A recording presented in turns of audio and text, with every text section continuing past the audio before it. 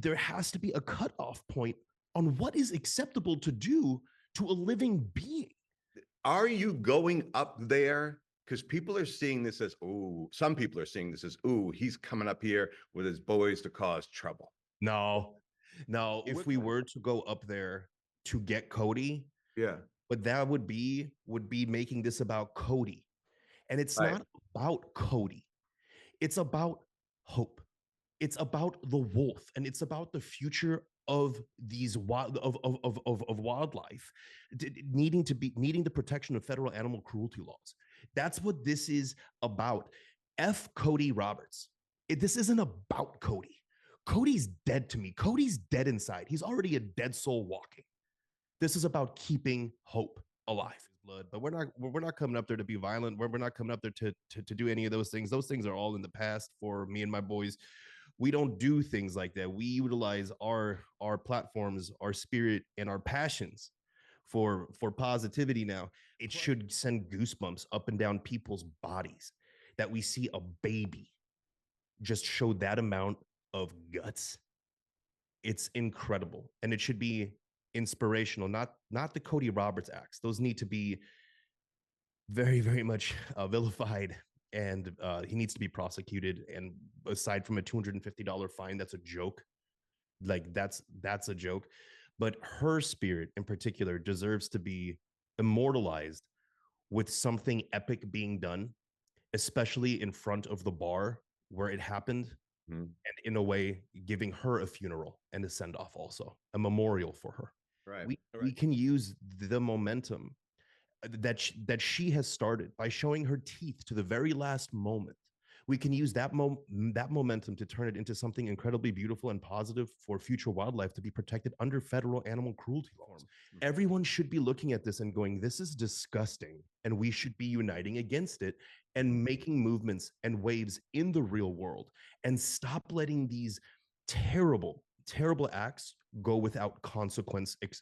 That's just virtual, right? These virtual consequences, they go away in a couple months and people move on to the next trend. You're talking about keeping the story alive. Absolutely. The wolf pup is not, but you want to keep the story alive so that I guess that wolf pup, Thea, spirit, hope, did not die in vain. We can't let her die. Like at this point, it's up to us to keep her alive. She's dead, but her spirit, that last moment, that puppy, despite being brutalized, and I've gotten opinions from wildlife veterinarians, and when wolves don't try to escape anymore, they're incredibly injured. And she showed her teeth up to the last moments, and we saw that on video. And that's the spirit, baby. Like, that's the spirit that the human race needs at this point. Thea, spirit, hope, she's an inspiration, not only to wildlife conservation, but for victims of bullying and abuse. So it's Hogs for Hope, May 23rd through the 26th from Austin, and you're making stops along the way, and you plan on arriving in Daniel in front of the Green River Bar on the 26th. That's right. This is what people have been asking me. Well, why not just do the fundraiser, right? Because the act of moving in the real world sends the message, not just this virtual fund, right? The act, exactly. The act of moving is what sends the message. The physical motion of people, that's what sends the message. We are trying to raise money for these wildlife organizations to be able to hire a lobbyist so that the wildlife has representation in legislation. That's what's so important here. So it's one of those things where you have to look at it from a balanced perspective here, and that this isn't just a farmer protecting his livestock.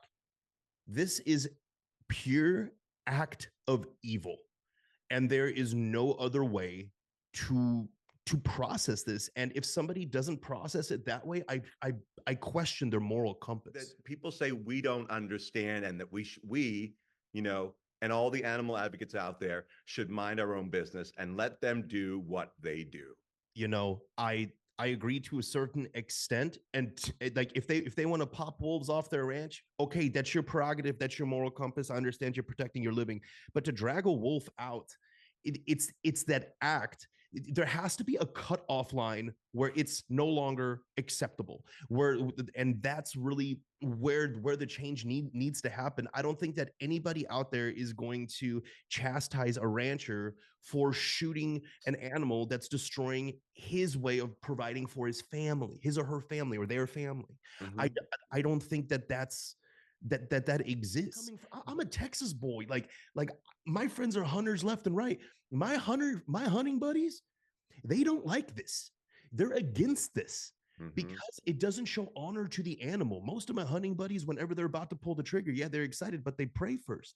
There has to be some sort of moral compass that we adhere to. And I'm a Christian, so for me, it would be that this is a clear act of evil. And I don't think that there's any disputing that. If you put this this harm willingly to another being and to another creature, that and you're aware that you're causing destruction and strife, that's evil. Mm. That's evil. And my God is not a fan of that. Mhm.